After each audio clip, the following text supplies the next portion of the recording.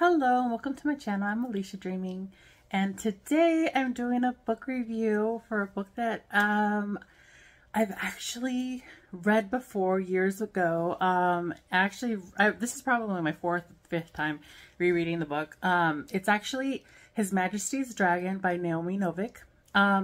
So the Temeraire series was a series that I fell in love with in my early 20s. And I know they're very male-centric, but then it is supposed to be the Napoleonic Wars, but with dragons. Still, I'm glad the movies didn't get made with Peter Jackson, because the series has the potential to be very radical in the later books, and I feel like that might be toned down in a movie series, or at least, like, not represented well. And when the movie was optioned by Peter Jackson, it was, like, totally just in the beginning of telling the story. So yeah, I'm glad the movies didn't get made yet, because I think it would actually be much better suited to like a Game of Thrones type of show, where it's like short seasons but high production value, and like yes, I know it's got dragons as well, but like I would like more dragon writing and a lot more like action and adventure and stuff. Anyways, so yeah, I don't think there's enough in the books for a traditional show of like 20-something episodes per season, but I do think it would do well with like a 10 to 12 episodes per season. The first entry though is very interesting because, oh yeah, this is gonna be a combination of His Majesty's Dragon and Throne of Jade, which is the second book in the series, only because I am probably going to work through these books fairly quickly, and I love, because they're just a really fast read, you know? So anyways, the first entry is very interesting because even though it's Lawrence who's the main character, Temeraire is who I fell in love with. This time around, I can see we're meant to see Lawrence's evolution from a very dutiful Navy captain to a more open-minded and tolerant person. Like, for example, in the first book, he's scandalized by the informality that the aviators have with each other. And this, of course, is narrated by Lawrence at the beginning as gravitating towards the rather terrible captain of Levitas. I can't be bothered to remember Levitas's captain's name because I listened to it on audiobook and I didn't read it this time around. Well, okay, I know I have this book. I just have no idea where it is right now. I do have the paperback copy though, and I'm really spotty on names. Okay, I was not surprised that there's still a Naomi Novik Temeraire fandom on Tumblr. It was a great series, and I might do a deep dive on the tags on Tumblr and see what I can find. I will say, however, the books are very progressive for their time, and that she really likes to explore the whole world during the 1800s, you know. I like the whole trip to China in A Throne of Jade. It's very interesting that she attempts to be respectful of the country and the culture, because like even when the antagonist is a Chinese man, and it's not like he's condemned by the narrative. He's condemned by his own people for being the antagonist, you know? So like the antagonist is pretty much resolved by just, well, I'm not going to give spoilers, just in case you don't want, spoilers and you do want to get into them. But, yeah, so, I'm bouncing all over the place. I should have edited this. So, okay. So yeah, the going back to the first book, His Majesty's Dragon, I think my favorite dragon in this book, at least, besides Temeraire, is Levitas. His story was very tragic, even though I knew what was coming.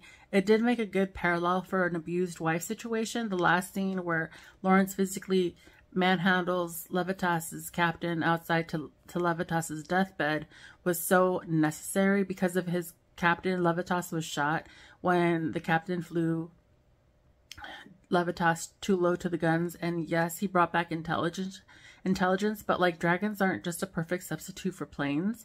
They're sentient and wholly capable of being in love and feeling devotion to their riders, and for that they trust their captains too much. The second book was very interesting because it tackles the issue of slavery in a way that you feel for Temeraire, but I can also see how Black people might be offended. I'll try to bring out the exact passage in post that I'm thinking of, because I have to get it I have to get a copy of it to actually like bring it out. But like, so I'll try to put it up right here. So when the ship is traveling around Africa, the continent of Africa, they see Africans enslaved from the ship and being traded, and Temeraire sees his position like that of a slave. And now I'm not Black, but I do feel like we should respect Black people when they get offended by this. And I suppose they got offended by this. I'm not like 100% sure. I'm just wondering, like, that would be a very justifiable thing to get offended by, because dragons are not real and Black people are real, and they really were enslaved and still are to this day.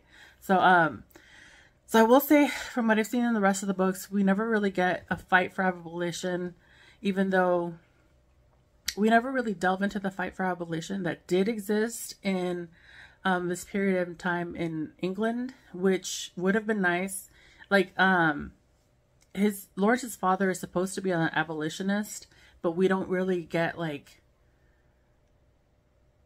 it would have, how would I put it? It would have been great if we could have had, well, I don't know. Like, I'll just keep reading the books and keep doing reviews on it. But anyways, so yeah, but also the trip to China was really interesting, because in the Chinese Empire, dragons were treated like people, in the sense that like there could be riderless dragons that earned their own money and by taking fares or like ferrying merchandise long distances and stuff, and they could collect money, and they could read and write, and were encouraged to learn. And like even the celestial dragons, which Temeraire is one, they were seen as having time for poetry and philosophy and stuff. So I thought that was very cool. But yeah, like, so like that, I think that's why I feel offended by Temeraire comparing his position to that of a slave, because like he gets Lawrence to understand in later books that he does need time to be taught how to read and write, how to, and like from the beginning, from the first book, Lawrence makes time to delve into subjects that he doesn't even really like, only for Temeraire's sake, because Temeraire likes those things. So, yeah, it grates me. But, yeah, I mean, I think other than that, the books have aged fairly well. Considering they were published in like 2006, 2007. I think the first book was published in 2007, 2006. So yeah, like, I will try, well, this is already a very long episode in the sense that it's almost 9 minutes and I still haven't even done an outro. So, oops. I will talk later. Bye.